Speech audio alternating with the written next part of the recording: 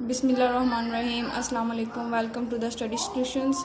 हम इसमें study solution pack summer pack class 7 में हम उर्दू का कंप्लीट करेंगे।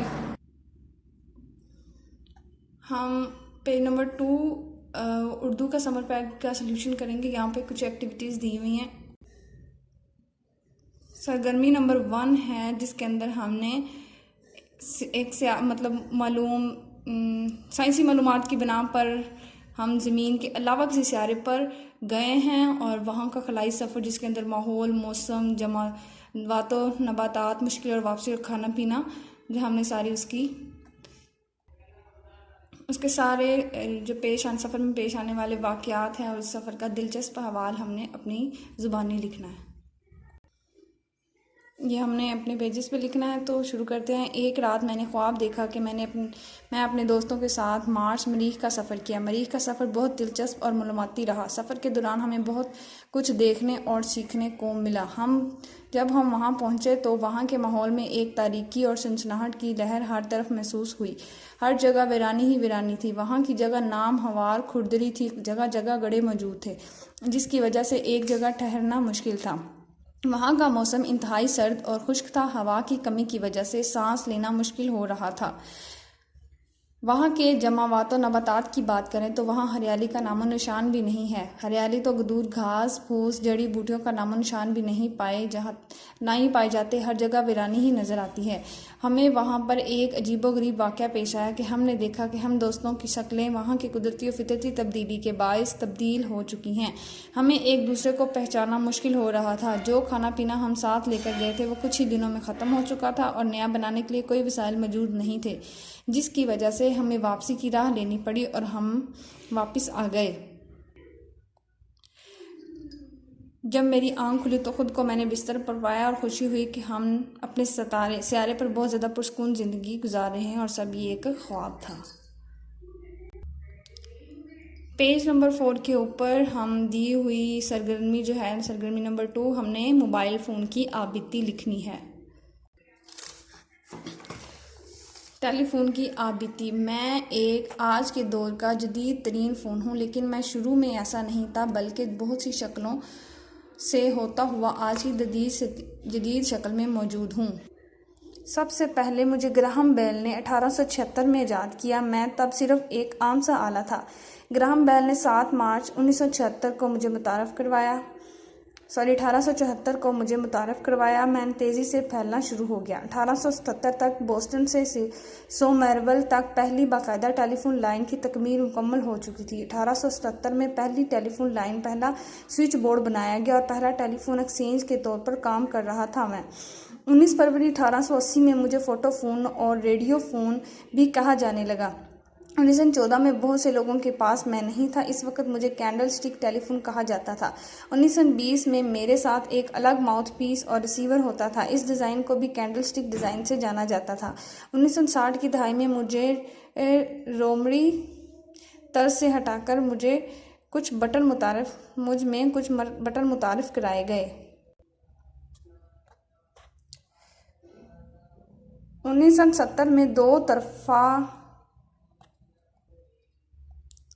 रेडियो था जो टैक्सी ड्राइवर और हंगामी खिदमात जैसे लोगों को बात करने की इजाज़त देता था। बाद 1980 में मैं कार्डलेस की सूरत इख्तियार कर ली।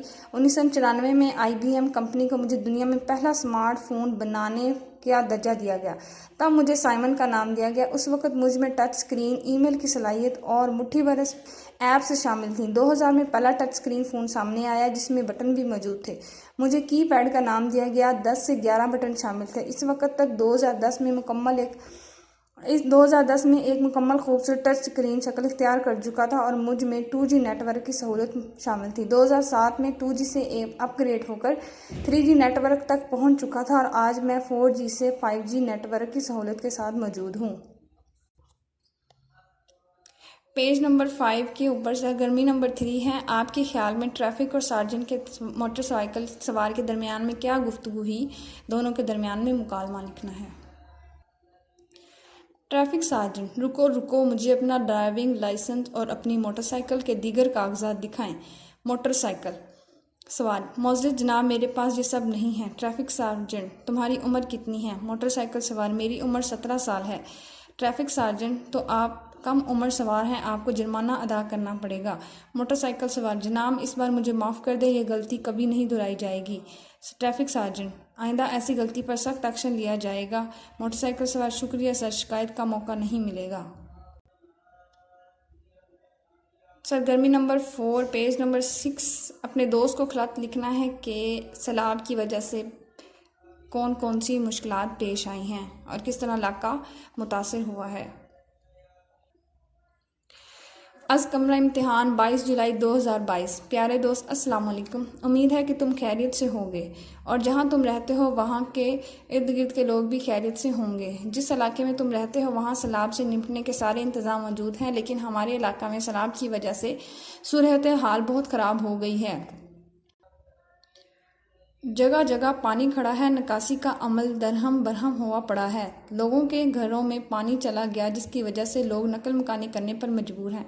सैलाब की वजह से इमारतों को तो नुकसान हुआ ही है, कारोबार भी बंद हुए पड़े हैं, जानवर के रहने का ठिकाना नहीं है, फसलें सारी बर्बाद हो गई हैं, लोग गंदगी की वजह से बीमार हो रहे हैं, अशियाए खुर्द-व-नोश और दवायात की कलील कमी है। अभी तक अहले मोहल्ला खुद ही एक दूसरे की मदद कर रहे हैं, कोई इमदादी टीम नहीं पहुंची। तुम दुआ करना यहाँ के हालात बेहतर हो जाएं। घर में सबको मेरा सलाम कहना। तुम्हारा दोस्त अलिफ बेजी। पेज नंबर 7, सरगर्मी नंबर 5, तस्वीर की मदद से वाक़या लिखें। एक दफ़ा का जिक्र है कि मैं और मेरी दोस्त स्कूल से वापस आ रही थी। उस दिन मौसम बहुत ख़राब था। स्कूल से निकलते ही बारिश बरसना शुरू हो चुकी थी।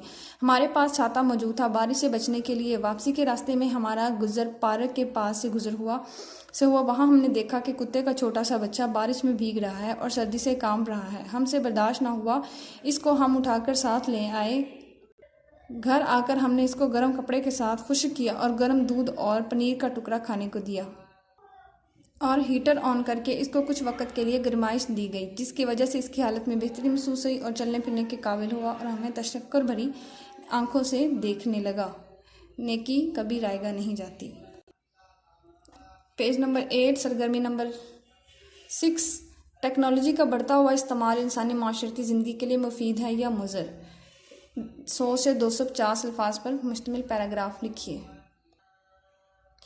टेक्नोलॉजी का इस्तेमाल मुस्बत और मुनफी। टेक्नोलॉजी ने जदीद माशरे को मुस्बत और मुनफी दोनों तरह से बदल दिया है। टेक्नोलॉजी ने हमारी ज़िंदगी हर पहलू को मुतासिर किया है, इसे आसान बना दिया है, लेकिन ज़रूरी नहीं कि बेहतर हो। जिस चीज़ से सबसे ज़्यादा तब्दीली की है वो मौसलात, मालूमात का फैलाव, किस तरह कारोबार पर अमल किया जा सकता है। टेक्नोलॉजी की तरक्की ने हमारी ज़िंदगी को कई तरीक़ों से बदल दिया है। फ़ायदे: रोज़मर्रा के कामों में आसानी लाई, बशमूल मालूमात का इश्तराक, मौसलात, कारोबार, तालीम, समाजी तामुल। रोज़मर्रा के कामों को आसान बनाया। बुनियादी महारतों और मुलाज़मों को तब्दील करना। किसी भी चीज़ के बारे में हम फौरी तौर पर क्या सीख सकते हैं कि चंद लम्हों में एक माहिर बन सकते हैं। आप घर बैठे दुनिया के किसी भी कोने की मालूमात हासिल कर सकते हैं, अपने ख्यालात का इजहार भी कर सकते हैं। नुकसानात: अगरचे इसके फ़ायदे हैं, लेकिन मनफी पहलू भी बहुत से हैं। नौजवान नस्ल अपना ज़्यादातर वक्त टेक्नोलॉजी में सर्फ कर देने की वजह से जहनी तनाव का शिकार हैं। बच्चों का मोबाइल और कंप्यूटर पर ज़्यादा वक्त लगाना उनकी नज़र की कमज़ोरी की वजह बन रहा है। नौजवान नस्ल बुराई की तरफ राग़िब हो रही है। फजूल मवाद इंटरनेट देखने की वजह से उनका ध्यान गैर ज़रूरी कामों में लगा रहता है। एक्टिविटी नंबर 7, दर्जा झैल मुहावरात का मफ़हूम तलाश करें। घी के चिराग जलाना, खुशी मनाना, तोती बोलना, मशहूर होना, कलई खुल जाना, भेद खुल जाना, सन्नाटे में आ जाना, खौफ ज़दा हो जाना, ज़मीन आसमान के कलाबे मिलाना, चालाकी करना, चरब ज़मानी करना, रेल पेल होना, किसी चीज़ की कमी या ज़्यादती होना, दाग बेल डालना, किसी काम का इब्तदाई मंसूबा तैयार करना, बेल चढ़ना, कामयाब होना, इंग्लिश बंद ना होना, अफसोस करना, दांतों में उंगली देना। जेल में दी गई तस्वीर की मदद से कहानी लिखिए, जिसमें 5 मुहावरात का इस्तेमाल करना ना भूलें। अली ने 6ठी क्लास का इम्तिहान पास किया तो इस खुशी में इसके वालिद ने अली को साइकिल लेकर दी। अली अपनी नई साइकिल को लेकर इतना खुश हुआ था कि जैसे घी के चिराग जलाने की मानंद। इसकी साइकिल इतनी प्यारी थी कि पूरे मोहल्ले में इसकी साइकिल का तोती बोलता था। एक दिन वो साइकिल लेकर घर से बाहर निकला, बहुत तेज़ी के साथ एक गाड़ी के बराबर चलाने लगा। थोड़े वक्त बाद अली पर कली खुला कि इसकी साइकिल इतनी सलाहियत नहीं रखती कि वो एक गाड़ी का मुकाबला कर सके। इसकी साइकिल हचकोले लेने लगी और अली सन्नाटे में आ गया। इसी खौफ में वो अपनी साइकिल को नहीं संभाल सका और बुरी तरह फुटपाथ पर गिर गया। अली की हालत इनगश्त बदनदा हो गई और साइकिल टूट गई, जिसका उसे बहुत दुख हुआ। सरगर्मी नंबर 9, कोई सी 2 ज़रबुल मिसाल की वजाहत लिखें और इनके लिए मुख्तसर कहानियाँ तरतीब दें। इनके आपने मीनिंग्स लिखने हैं और साथ में इनमें से 2 लेकर एक कहानी, मतलब इनकी कहानियाँ, मुख्तसर कहानियाँ लिखनी हैं। बंदर क्या जाने अदरक का सवाल। एक दफ़ा का जिक्र है कि एक बंदर की नज़र एक नौजवान पर पड़ी जो अपनी दुकान के लिए सब्ज़ी खरीद रहा था। बंदर इस लालच में इसके पीछे हो गया कि इसके घर पहुंचकर बहुत कुछ खाने को मिलेगा। जवान ने इसे देखा मगर कुछ खास ध्यान ना दिया। घर पहुंचकर इसने बीवी का साथ मिलकर हिसाब किताब शुरू किया। आलू इतने के हुए, लौकी इतने की हुई, टमाटर इतने के हुए। बंदर एक तरफ बैठा यह हिसाब किताब देख रहा था। नौजवान की बीवी ने उसे गाजरें खाने को दी, इसने खाना शुरू कर दी। दूसरी तरफ हिसाब किताब जारी था। जब अदरक की बारी आई तो वो बहुत महंगी निकल आई। बीवी ने नौजवान से झगड़ा शुरू कर दिया, इतनी महंगी अदरक क्यों लाए। नौजवान जो थोड़ा परेशान हो चुका था, इसने जब बंदर की देखा था, वह एक अदरक के ढेर को बड़े गौर से देख रहा था। ये देखकर इसने अपनी बीवी से कहा, देखो ये बंदर तुमसे ज़्यादा समझदार मालूम होता है, कैसे अदरक के ढेर को गौर से देख रहा है। ये सुनकर इसकी बीवी ने कहा, अब जाने भी दो, ये बंदर है, बंदर क्या जाने अदरक का स्वाद। ये सुनकर बंदर को बड़ा गुस्सा आया, वो इनकी सारी अदरक खा गया, लेकिन अदरक का स्वाद फिर भी इसकी समझ में ना आया। घर का भेदी लंका है। एक दफ़ा का जिक्र है कि एक शाम मुल्क का राजा उरवान किसी नामी शख्स को उठाकर ले गया। वहाँ के दूसरे राजमार्ज को जब कामी के अगवा का पता चला तो इसने उरवान पर चढ़ाई कर दी ताकि कामी शख्स को रिहाई दिलाई जा सके। इस जंग में राजा मार्ज की मदद करने वाला कोई और नहीं था बल्कि उरवान का खुद का भाई काशन था, जो हमेशा ज्यादती करने वालों के खिलाफ होता था। उरवान ने अपनी ताकत पर वहाँ के तमाम अमरात से महरूम कर दिया और काशन फिर शाम से चला गया। फिर एक बुजुर्ग की हिदायत पर वापस आकर इसने अपने भाई उरवान के खिलाफ राजा मार्ज को सारे सबूत दिए। इसको वो तमाम राज बता दिए जिनके बगैर शाम को फतह नहीं जा सकता था। इस तरह उरवान के शिकस्त और मौत के बाद वो शहर कासन के हवाले कर दिया गया। घर का भेदी लंका ढाए।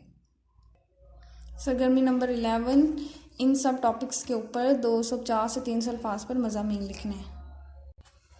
सबसे पहले हम लिखते हैं मुतालिया कुतुब। मुतालिया का लग़वी मानी किताबें या तहरीर पढ़ना है। इंसान ज़माने का कोई काम बगैर इल्म के नहीं कर सकता और इल्म सीखने के लिए मुतालिया करना बहुत ज़रूरी है। इंसान जितनी ज़्यादा किताबों का मुतालिया करता है, ये इतना ही ज़्यादा इल्म हासिल करना चाहता है। सही मानी में इल्म हासिल करने के लिए मुतालिया करना ज़रूरी है।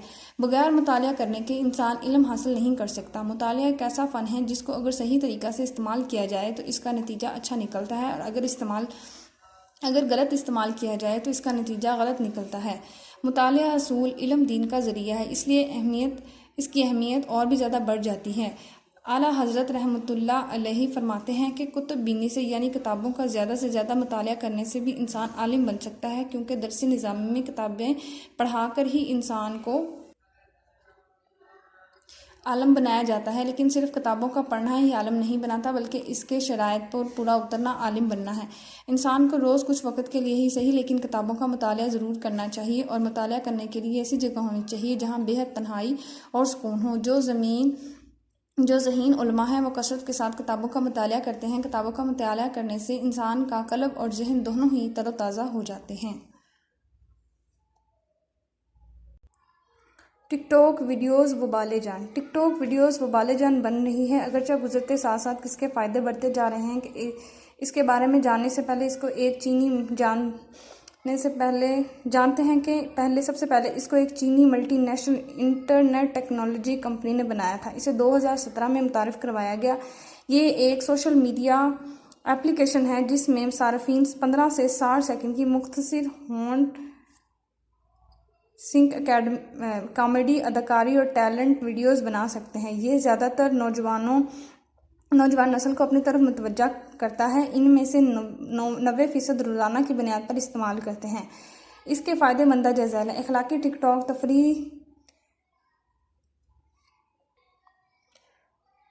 तफरीह व तशरीह, नई चीज़ें सीखना वगैरह। इसके मनफी असरात में बहुत ज़्यादा हैं। बहुत से मुज़रिफ़ असरात हैं जो बच्चों की सेहत पर भी बुरा असरअंदाज होते हैं। बच्चों का चिड़चिड़ापन, हाइपर होना इन्हीं वजूहात की बिना पर होता है। इनकी ज़हनी सेहत को मुतासर करता है। टिकटॉक ऐप को नशर आवर होने के लिए डिज़ाइन किया गया। हर एक में तकरीबन 30 सेकंड पर वीडियोस का महदूद सिलसिला है, जिसका पूरा होना मुश्किल हो जाता है। पूरा दिन ज़ाया होने के बाद घंटों के बाद अचानक दोबारा सामने आना नाकाबिल यकीन हद तक आसान है। टिकटॉक को गुंडागर्दी के लिए भी इस्तेमाल किया जाने लगा है। मिसाल के तौर पर कुछ लोग दूसरे लोगों की वीडियोस पर तनकीद करते हैं, इनको इस्तेमाल करते हैं, जबकि कुछ सार्फिन दूसरों की तज़हीक करते हुए वीडियोस बनाते हैं। ये बच्चों के लिए गैर महफूज और गुजरते वक्त के साथ टिकटॉक वबाले जान बन रही है। नेक्स्ट टॉपिक इस मौसम सरमा और शुमाली इलाका जात के खूबसूरत नज़ारे। कुदरत के हर मौसम की खूबसूरती और कशिश के बाद अपनी मिसाल आप मौसम सरमा अपने रूज पर होता है तो शुमाली इलाका जात में बर्फ़बारी का सिलसिला शुरू हो जाता है। ये मनाज़र देखने के लिए ज़ायरीन शौक़ से पहाड़ी मकामात की तरफ जाना पसंद करते हैं। शुमाली इलाका जात में वादी गिलगित, वादी हंजा, वादी सकरदू, वादी चित्राल, वादी सवात और कागान जो शहर कराक्रम के रास्ते में बुलंदियों को छूते हैं, बर्फबारी से अपने हुस्न को दुबाला करते हैं। मौसम अगरचा हरियाली ना होने के बराबर होती है, लेकिन वहाँ पर बर्फबारी पर का सिलसिला सयाहों को अपनी तरफ मुतवज्जा करता है। गर्मियों के मौसम में झीलें अपनी खूबसूरती में नुमायां नज़र आती हैं। बर्फ़बारी की वजह से बर्फ़ से ढकी हुई होती हैं। बर्फ़बारी में बच्चे शौक़ से एक दूसरे पर बर्फ़ के गोले बनाकर फेंकना पसंद करते हैं। वादी गिलगित 1454 मीटर बुलंदी पर वाक़या है। ये पुरानी वादी देखने में दिलकश और पुरकशिश नज़र आती है। वादी गिलगित को देखने के लिए मई से अक्टूबर वस्त तक जाया जा सकता है। वादी हंजा को जो सियाह और दूसरे लोग देखने के लिए आते हैं, इसके मुकम्मल फ़न और कुदरती नज़ारों को देखकर एक लम्हा के लिए सकते में आ जाते हैं। हंजा की फ़िज़ाओं में खुशबूदार ठंडी हवा ऐसे महसूस होती है जैसे हवा में कोई गुनगुना रहा है। इस तरह सकरदू, वादी चित्राल, वादी सवात और कागान नारान वगैरह जैसे तमाम शुमाली इलाका जात अपनी एक ख़ास खूबसूरती रखते हैं और अपने हुस्न में एक लाजवाब मिसाल है, जिनको देखकर कुदरत का शुक्र बजा लाने के साथ अल्लाह की तख्लीक को लफ्ज़ों में बयान करना मुश्किल हो जाता है। यहाँ तक हमारा उर्दू का काम मुकम्मल हुआ। अगली वीडियोस तक के लिए इजाज़त दीजिए। अल्लाह हाफिज़।